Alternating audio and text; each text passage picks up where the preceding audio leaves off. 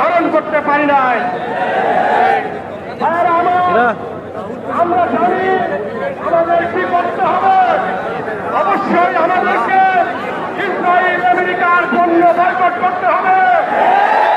আমরা দেশের যেই সব প্রতিষ্ঠানে যেই সব দোকানপাটে ইসরায়েল আমেরিকার পণ্য